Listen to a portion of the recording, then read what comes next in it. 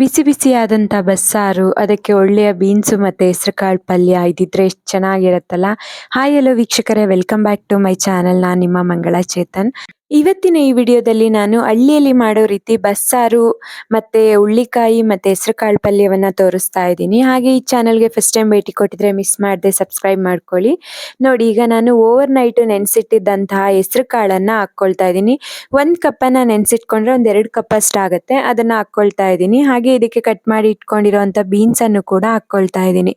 Usually 1 cup beans ಹಾಗೆ 2 cup ಅಷ್ಟು ಹೆಸರು ಕಾಳು ಆದ್ರೆ ತುಂಬಾ ಚೆನ್ನಾಗಿರುತ್ತೆ. ಸೊ ಇದಕ್ಕೆ ಸ್ವಲ್ಪ ನೀರು ಹಾಗೆ ಉಪ್ಪನ್ನ ಹಾಕೊಂಡು ಬೇಯಿಸೋದಕ್ಕೆ ಇಡ್ತಾ ಇದ್ದೀನಿ. ಯೂಶಲಿ ನೀವು ಕುಕ್ಕರಲ್ಲೂ ಮಾಡ್ಕೋಬಹುದು. ಕುಕ್ಕರಲ್ಲಿ ಮಾಡೋಂಗಿದ್ರೆ ಜಸ್ಟ್ ಒಂದೇ ವಿಷಲ್ ಬೇಯಿಸ್ಕೊಳ್ಳಿ. ಜಾಸ್ತಿ ಬೇಯಿಸಿದ್ರೆ ಹೆಸರು ಕಾಳು ಕದ್ರೋಗ್ಬಿಡುತ್ತೆ. ಅಥವಾ ತಪ್ಪಲೆನಲ್ಲಿ ಬೇಯಿಸ್ಕೊಂಡ್ರೆ ಒಂದು 5-6 ನಿಮಿಷಕ್ಕೆ ಚಂದ ಬೇಯ್ಕೊಳ್ಳುತ್ತೆ. ಮತ್ತೆ ಟೇಸ್ಟ್ ಕೂಡ ತುಂಬಾ ಚೆನ್ನಾಗಿ ಬರುತ್ತೆ. ನೋಡಿ, ಈಗ ಕುದಿಯೋದಕ್ಕೆ ಬರ್ತಾ ಇದೆ. ಇದು ಬೇಯೋದಕ್ಕೆ ಒಂದು 5 ನಿಮಿಷ ತಗೊಳುತ್ತೆ. ಹಾಗೆ ಬಸ್ಸಾರ್ಗೆ ನಾನಿಲ್ಲಿ ಹುಣಸೆ ಹಣ್ಣನ್ನ ಯೂಸ್ ಮಾಡ್ತೀನಿ. ಸೊ ಹಾಗಾಗಿ ಒಂದು ಬಟ್ಲಿಗೆ ಒಂದು ನಿಂಬೆ ಹಣ್ಣಿನ ಗಾತ್ರದ ಹುಣಸೆ ಹಣ್ಣು ಹಾಗೆ ಅದಕ್ಕೆ ಒಂದು 2 ಸೌಟಷ್ಟು ಬಿಸಿ ನೀರನ್ನ ಹಾಕ್ಕೊಳ್ತಾ ಇದ್ದೀನಿ. ಕಾಳು ಬೇಯ್ತಾ ಇತ್ತಲ್ಲ, ಅದೇ ನೀರನ್ನ ಕೂಡ ಹಾಕ್ಕೊಂಡ್ಬಿಟ್ಟು ನಾನು ಹುಣಸೆ ಹಣ್ಣು ನೆನೆಯೋದಕ್ಕೆ ಇಡ್ತೀನಿ. ಆವಾಗ ಒಂದು 5 ನಿಮಿಷಕ್ಕೆ ಹುಣಸೆ ಹಣ್ಣು ನೆಂದೋಗ್ಬಿಡತ್ತೆ. ಹಾಗೆ ಇಲ್ಲಿ ನಾನು ಮಾಡ್ತಾ ಇರೋದು ಅರ್ಧ ಈರುಳ್ಳಿಯನ್ನ ಸುಟ್ಟು ಹಾಕ್ಕೊಳ್ತಾ ಇದ್ದೀನಿ. ಹಾಗೆ ಅರ್ಧ ಈರುಳ್ಳಿಯನ್ನ ಹುರಿದು ಹಾಕ್ಕೊಳ್ತಾ ಇದ್ದೀನಿ. ಸೊ ಈಗ ನಾನು ಅರ್ಧ ಈರುಳ್ಳಿಯನ್ನ ಈ ರೀತಿ ಸುಡ್ತಾ ಇದ್ದೀನಿ. ಹಳ್ಳಿಗಳಲ್ಲಿ ಈ ರೀತಿ ಒಲೆಯಲ್ಲಿ ತುಂಬಾ ಚೆನ್ನಾಗಿ ಸುಟ್ಕೊಳ್ತಾರೆ. ಹಸಿರು ಮೆಣಸಿನ್ಕಾಯಿ ಏನಾದ್ರು ಯೂಸ್ ಮಾಡೋಂಗಿದ್ರೆ ಹಸಿರು ಮೆಣಸಿನ್ಕಾಯಿ ಕೂಡ ಈ ರೀತಿ ಸುಟ್ಕೊಳ್ತಾರೆ. ನೋಡಿ, ಈಗ ಈರುಳ್ಳಿಯನ್ನ ಸುಟ್ಟಿದ್ದು ಸೈಡ್ಗೆ ಇಟ್ಕೊಂಡಿದ್ದೀನಿ. ಹಾಗೆ ಒಂದು ಬಾಣಲಿಗೆ 1.5 ಸ್ಪೂನ್ ಅಷ್ಟು ಜೀರಿಗೆ ಹಾಗೆ ಒಂದು 1/4 ಸ್ಪೂನ್ ಅಷ್ಟು ಕರಿ ಮೆಣಸನ್ನ ಹಾಕೊಂಡು ಒಂದ್ 2 ನಿಮಿಷ ಫ್ರೈ ಮಾಡ್ಕೋಬೇಕು. ಇದನ್ನ ಫಸ್ಟೇ ಈ ರೀತಿ ಫ್ರೈ ಮಾಡ್ಕೊಳ್ಳಿ, ಇಲ್ಲ ಅಂದ್ರೆ ಅದು ಎಣ್ಣೆಗಳಲ್ಲಿ ಹಾಕೊಂಡ್ರೆ ಅಷ್ಟು ಬೇಗನೆ ಪುಡಿ ಆಗಲ್ಲ. ಇದನ್ನ ಈ ರೀತಿ ಸಪರೇಟ್ ಆಗಿ ಫ್ರೈ ಮಾಡ್ಕೋಬೇಕು. ಅದನ್ನು ಕೂಡ ಸೈಡ್ಗೆ ಇಟ್ಕೊಂಡಿದ್ದೀನಿ. ಹಾಗೆ ಅದೇ ಬಾಣಲಿಗೆ ಮತ್ತೆ 1 ಸ್ಪೂನ್ ಅಷ್ಟು ಎಣ್ಣೆನ ಹಾಕೊಂಡು ಮತ್ತೆ ಈರುಳ್ಳಿ ಇಟ್ಕೊಂಡಿದ್ನಲ್ಲ, 1 ಈರುಳ್ಳಿಯನ್ನ ಇದಕ್ಕೆ ಹಾಕೊಳ್ತಾ ಇದ್ದೀನಿ. ಈರುಳ್ಳಿ, ಮೆಣಸಿನ್ಕಾಯಿ ಹಾಗೆ ಬೆಳ್ಳುಳ್ಳಿಯನ್ನ ಹಾಕೊಂಡು ಎಣ್ಣೆನಲ್ಲಿ ಫ್ರೈ ಮಾಡ್ಕೊಳ್ತಾ ಇದ್ದೀನಿ. ಬೆಳ್ಳುಳ್ಳಿ ಸ್ವಲ್ಪ ಜಾಸ್ತಿ ಹಾಕೊಳ್ಳಿ, ಒಂದು 10-12 ಬೆಳ್ಳುಳ್ಳಿ. ಹಾಗೆ ಮೆಣಸಿನ್ಕಾಯಿ ಖಾರ ಇದ್ರೆ ಕಮ್ಮಿ ಹಾಕೊಳ್ಳಿ. ಈ ಮೆಣಸಿನ್ಕಾಯಿ ಖಾರ ಇಲ್ಲ, ಹಾಗಾಗಿ ನಾನು ಒಂದು 10 ಹಾಕೊಂಡಿದ್ದೀನಿ. ಖಾರ ಇರೋ ಮೆಣಸಿನ್ಕಾಯಿ ಆದ್ರೆ ಒಂದು 5-6 ಹಾಕೊಳ್ಳಿ ಸಾಕು. ಇದನ್ನ ಒಂದು 2 ನಿಮಿಷ ಮೀಡಿಯಂ ಫ್ಲೇಮಲ್ಲೇ ಫ್ರೈ ಮಾಡ್ಕೊಳ್ಳಿ, ಹಾಗೆ ಆರೋದಕ್ಕೆ ಬಿಡಿ. ಈಗ ನಾನು ಹುರಿದಿಟ್ಕೊಂಡಿದ್ದಂಥ ಜೀರಿಗೆ ಮತ್ತೆ ಮೆಣಸನ್ನ ಮೊದಲು ಮಿಕ್ಸರಲ್ಲಿ ಪೌಡ್ರ್ ಮಾಡ್ಕೊಳ್ತೀನಿ. ಅವಾಗ ನೀಟಾಗಿ ಪೌಡ್ರ್ ಆಗಿರುತ್ತಲ್ಲ. ಇದಕ್ಕೆ ನಾನು ಸ್ವಲ್ಪ ಕೊತ್ತಂಬರಿ ಸೊಪ್ಪು, ಯೂಶಲಿ ಕೊತ್ತಂಬರಿ ಕಡ್ಡಿ ಇರುತ್ತಲ್ಲ, ಅದನ್ನ ಇದಕ್ಕೆ ಹಾಕ್ಕೊಳ್ತೀನಿ. ಟೇಸ್ಟ್ ತುಂಬಾ ಚೆನ್ನಾಗಿ ಬರುತ್ತೆ. ಹಾಗೆ ಸುಟ್ಟಿಟ್ಕೊಂಡಿದ್ದಂಥ ಈರುಳ್ಳಿಯನ್ನು ಕೂಡ ಇದಕ್ಕೆ ಸೇರಿಸ್ಕೊಂಡು ನಾನು ಎಣ್ಣೆನಲ್ಲಿ ಫ್ರೈ ಮಾಡ್ಕೊಂಡಿದ್ದೆ ಅಲ್ವಾ, ಈರುಳ್ಳಿ, ಬೆಳ್ಳುಳ್ಳಿ ಹಾಗೆ ಮೆಣಸಿನ್ಕಾಯಿ ಇವೆಲ್ಲವನ್ನು ಕೂಡ ಇದಕ್ಕೆ ಸೇರಿಸ್ಕೊಳ್ತಾ ಇದ್ದೀನಿ. ಹಾಗೆ ಇದಕ್ಕೆ ಸ್ವಲ್ಪ ಕರಿಬೇವನ್ನ ಹಾಕ್ಕೊಳ್ಳಿ. ಟೇಸ್ಟ್ ತುಂಬಾ ಚೆನ್ನಾಗಿರುತ್ತೆ, ಫ್ಲೇವರ್ ಕೂಡ ತುಂಬಾ ಚೆನ್ನಾಗಿರುತ್ತೆ. ಮತ್ತೆ ನೋಡಿ, ಕಾಳು ಕೂಡ ಬೆಂದಿದೆ. ಈ ಕಾಳು ನೋಡಿ, ಹೀಗೆ ಪ್ರೆಸ್ ಮಾಡಿದ್ರೆ ಹಿಂಗೆ ಚಂದ ಮೆತ್ತ ಆಗ್ಬೇಕು, ಓಪನ್ ಆಗಿರಬಾರ್ದು ಫುಲ್ಲು. ನೋಡಿ, ಕಾಳು ಚೆನ್ನಾಗಿ ಬೆಂದಿದೆ.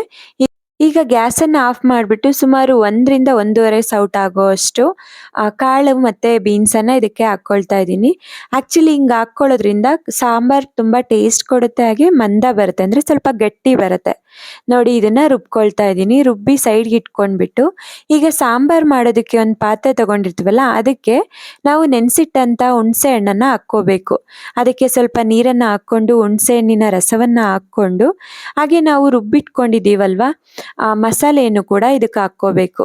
ಸೊ ಇದಕ್ಕೆ ಸ್ವಲ್ಪ ನೀರು ಹಾಗೆ ನಾವು ಕಾಳು ಬೇಯಿಸಿರ್ತೀವಲ್ಲ ಆ ನೀರನ್ನು ಕೂಡ ಮಿಕ್ಸರ್ ಜಾರ್ಗೆ ಹಾಕ್ಕೊಂಡು ಮಿಕ್ಸರ್ ಜಾರ್ನ ರಿನ್ಸ್ ಮಾಡಿ ಇಟ್ಕೊಳ್ಳಿ. ಹಾಗೆ ನೋಡಿ, ಕಾಳನ್ನು ಬಸ್ತಿಟ್ಕೊಂಡಿದ್ದೀನಲ್ಲ ಆ ನೀರನ್ನೇ ಕೂಡ ಮಿಕ್ಸರ್ ಜಾರ್ಗೆ ಹಾಕ್ಕೊಂಡು ಎಷ್ಟು ಹದ ಬೇಕೋ ಅಷ್ಟು ಮಾಡ್ಕೋಬೇಕು. ತುಂಬ ಗಟ್ಟಿನೂ ಬೇಡ, ತುಂಬ ತೆಳು ಬೇಡ. ಬಸ್ಸಾರು ಮೀಡಿಯಮ್ ಆಗಿದ್ರೆ ತುಂಬ ಚೆನ್ನಾಗಿರುತ್ತೆ. ನೋಡಿ, ಈಗ ನಿಮಗೆ ಕನ್ಸಿಸ್ಟೆನ್ಸಿ ಜಾಸ್ತಿ ತೆಳು ಬೇಕಂದ್ರೆ ನೀವು ಮಾಡ್ಕೋಬಹುದು. ಯೂಶಲಿ ಇಷ್ಟು ಕನ್ಸಿಸ್ಟೆನ್ಸಿ ಇದ್ರೆ ಚೆನ್ನಾಗಿರುತ್ತೆ. ಹಾಗೆ ಇದನ್ನ ಕುದಿಯೋದಕ್ಕೆ ಬಿಡಿ. ಇದಕ್ಕೆ ಈಗ ರುಚಿಗೆ ತಕ್ಕಷ್ಟು ಉಪ್ಪು ಹಾಗೆ ಸ್ವಲ್ಪ ಕರಿಬೇವಿನ ಸೊಪ್ಪನ್ನ ಹಾಕ್ಕೊಳ್ಳಿ. ತುಂಬಾ ಚೆನ್ನಾಗಿರುತ್ತೆ. ಕರಿಬೇವು ನೀವು ಬಸ್ಸಾರ್ಗೆ ಎಷ್ಟು ಹಾಕ್ಕೊಳ್ತಿರೋ ಟೇಸ್ಟ್ ಅಷ್ಟೇ ಚೆನ್ನಾಗಿರುತ್ತೆ. ಹಾಗೆ ನಾನಿಲ್ಲಿ ಗ್ರೈಂಡ್ ಮಾಡಿ ಇಟ್ಕೊಂಡಿರೋ ಅಂತ ಒಂದು 2 ಸ್ಪೂನ್ ಅಷ್ಟು ತೆಂಗಿನಕಾಯಿ ತುರಿಯನ್ನ ಹಾಕ್ಕೊಳ್ತೀನಿ. ತೆಂಗಿನಕಾಯಿ ತುರಿಯನ್ನ ನಾನು ಯೂಶಲಿ ತುರ್ಕೊಳ್ಳೋದಿಲ್ಲ, ಈ ರೀತಿ ಮಿಕ್ಸರ್ ಜಾರ್ಗೆ ಹಾಕ್ಕೊಂಡು ಗ್ರೇಟ್ ಮಾಡ್ಕೊಂಡ್ಬಿಡ್ತೀನಿ. ಹಾಗೆ ಇದಕ್ಕೆ 1 ಸ್ಪೂನ್ ಅಷ್ಟು ಬೆಲ್ಲವನ್ನು ಕೂಡ ಹಾಕ್ಕೊಳ್ತಿದ್ದೀನಿ. ನಾನು ಯೂಶಲಿ ಆರ್ಗ್ಯಾನಿಕ್ ಬೆಲ್ಲವನ್ನು ಯೂಸ್ ಮಾಡ್ತೀನಿ. ಹಾಗೆ ಸೊ ಬೆಲ್ಲ ತೆಂಗಿನಕಾಯಿ ತುರಿ, ಉಪ್ಪು ಮತ್ತು ಕರಿಬೇವನ್ನ ಮಸಾಲೆ ಮತ್ತು ಹುಣಸೆ ರಸಕ್ಕೆ ಹಾಕ್ಕೊಂಡು ಈ ರೀತಿ ಕುದಿಸ್ಕೋಬೇಕು. ನೋಡಿ ಚೆಂದ ಬೇಯ್ತಾ ಇದೆ. ಹಾಗೆ ಘಮ ಘಮ ಸ್ಮೆಲ್ ಕೂಡ ಬರುತ್ತೆ. ಉಪ್ಪು ಕರೆಕ್ಟ್ ಟೇಸ್ಟ್ಗೆ ಹಾಕಿದರೆ ಸಾಂಬಾರು ಟೇಸ್ಟ್ ನಿಮಗೆ ಸ್ಮೆಲ್ಲಲ್ಲೇ ಗೊತ್ತಾಗ್ಬಿಡುತ್ತೆ. ಈಗ ಸ್ವಲ್ಪ ಕೊತ್ತಂಬರಿ ಸೊಪ್ಪನ್ನು ಹಾಕ್ಬಿಟ್ಟು ಕುದಿಯೋದಕ್ಕೆ ಬಿಟ್ಬಿಡಿ. ಸೊ ಇದನ್ನು ಈಗ ಸೈಡ್ಗೆ ಇಟ್ಬಿಟ್ಟು ಪಲ್ಯ ಮಾಡ್ಕೊಳ್ತಾ ಇದ್ದೀನಿ. ಪಲ್ಯ ಮಾಡೋದಕ್ಕೆ ನಾನು ಆಗಲೇ ಮಸಾಲೆಗೆ ಫ್ರೈ ಮಾಡಿದ್ನಲ್ಲ ಅದೇ ಬಾಣಲಿಯನ್ನು ತಗೊಂಡಿದ್ದೀನಿ. ಅದಕ್ಕೆ ಒಂದು 2 ಸ್ಪೂನಷ್ಟು ಎಣ್ಣೆ ಹಾಕ್ಕೊಂಡು ಅದಕ್ಕೆ ಸಾಸಿವೆ, ಜೀರಿಗೆ ಹಾಗೆ ಮೆಣಸಿನ್ಕಾಯನ್ನು ಹಾಕ್ಕೊಂಡು ಇದಕ್ಕೆ ಸ್ವಲ್ಪ ಕರಿಬೇವಿನ ಸೊಪ್ಪನ್ನು ಹಾಕ್ಕೊಂಡು ಸ್ವಲ್ಪ ಫ್ರೈ ಮಾಡ್ಕೊಳ್ಳಿ. ಹಾಗೆ ಇದಕ್ಕೆ ಜಜ್ಜಿರೋ ಅಂಥ ಒಂದು 8 ರಿಂದ 9 ಎಸ್ಲು ಬೆಳ್ಳುಳ್ಳಿಯನ್ನು ಕೂಡ ಹಾಕ್ಕೊಳ್ತಾ ಇದ್ದೀನಿ. ಹಾಗೆ ಇದಕ್ಕೆ ಒಂದು ಅರ್ಧ ಈರುಳ್ಳಿಯನ್ನು ಸಣ್ಣದಾಗಿ ಹಚ್ಕೊಂಡು ಹಾಕ್ಕೊಳ್ಳಿ. ಈ ಒಗ್ಗರಣೆಯನ್ನು ಸಾಂಬಾರ್ಗೂ ಕೂಡ ಯೂಸ್ ಮಾಡ್ಬೋದು, ಹಾಗೆ ಪಲ್ಯಕ್ಕೂ ಕೂಡ ಯೂಸ್ ಮಾಡ್ಬೋದು. ನೋಡಿ ಫ್ರೈ ಆಗಿರೋ ಅಂಥ ಒಗ್ಗರಣೆನ ಸ್ವಲ್ಪ ಸಾಂಬಾರ್ಗೆ ಮಿಕ್ಸ್ ಮಾಡಿದ್ರೆ ಸಾಂಬಾರ್ ಕಂಪ್ಲೀಟ್ಲಿ ರೆಡಿ ಆಗುತ್ತೆ. ಯೂಶಲಿ ಮಕ್ಕಳಿಗೆ ನೆಗಡಿ ಏನಾದರೂ ಆಗಿದ್ರೆ ಈ ರೀತಿ ಬಸ್ಸಾರು ಮಾಡ್ಕೊಡಿ. ಯಾಕೆಂದರೆ ಜೀರಿಗೆ ಪೆಪ್ಪರ್ ಬಿದ್ದಿರುತ್ತಲ್ಲ ತುಂಬ ಚೆನ್ನಾಗಿರುತ್ತೆ. ಸೊ ಈಗ ಪಲ್ಯ ಮಾಡ್ಕೊಳ್ಳೋದಕ್ಕೆ ನಾನು ಕಾಳನ್ನು ಇಟ್ಕೊಂಡಿದ್ನಲ್ಲ ಆ ಕಾಳನ್ನು ಕೂಡ ಹಾಕ್ಕೊಳ್ತಾ ಇದ್ದೀನಿ. ಸೊ ಈ ಒಂದೇ ಸರಿ ಒಗ್ಗರಣೆ ಹಾಕ್ಕೊಂಡ್ರೆ ಸಾಂಬಾರು ಮತ್ತು ಪಲ್ಯಕ್ಕೆ ಎರಡಕ್ಕೂ ಆಗುತ್ತೆ. ಸೊ ಹಾಗಾಗಿ ನಾನು ಈ ರೀತಿ ಮಾಡ್ಕೊಳ್ತೀನಿ. ಯೂಶಲಿ ನೀವು ಸಪ್ರೇಟ್ ಒಗ್ಗರಣೆ ಕೂಡ ಹಾಕ್ಕೋಬೋದು ಸಾಂಬಾರಿಗೆ. ನೋಡಿ ಇದೆಲ್ಲ ಮಿಕ್ಸ್ ಮಾಡಿದ್ಮೇಲೆ ಇದಕ್ಕೆ ರುಚಿಗೆ ತಕ್ಕಷ್ಟು ಉಪ್ಪು ಹಾಗೆ ತುರಿದಿಟ್ಕೊಂಡಿರುವಂಥ ತೆಂಗಿನಕಾಯಿ ತುರಿಯನ್ನು ಕೂಡ ಹಾಕ್ಕೊಳ್ತಾ ಇದ್ದೀನಿ. ಉಪ್ಪನ್ನು ನೋಡಿ ಹಾಕ್ಕೊಳ್ಳಿ, ಏಕೆಂದರೆ ಕಾಳು ಬೇಯಿಸ್ಬೇಕಾದ್ರೆ ಹಾಕಿರ್ತೀವಲ್ಲ, ಈಗ ಸ್ವಲ್ಪ ಬೇಕಾಗತ್ತೆ. ಸೊ ಎಲ್ಲವನ್ನು ಹಾಕ್ಕೊಂಡು ಒಂದೊಳ್ಳೆ ಮಿಕ್ಸ್ ಕೊಡ್ತಾ ಇದ್ದೀನಿ. ನೋಡಿ ಪಲ್ಯ ಕೂಡ ರೆಡಿ ಆಗಿದೆ. ಈಗ ಸ್ವಲ್ಪ ಕೊತ್ತಂಬರಿ ಸೊಪ್ಪನ್ನು ಹಾಕ್ಕೊಂಡ್ರೆ ಪಲ್ಯ ಕಂಪ್ಲೀಟ್ಲಿ ರೆಡಿ ಆಗುತ್ತೆ.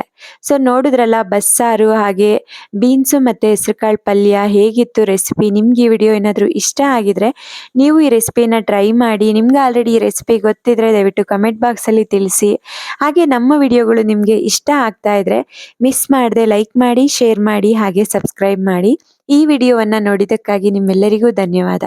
Thank you so much friends.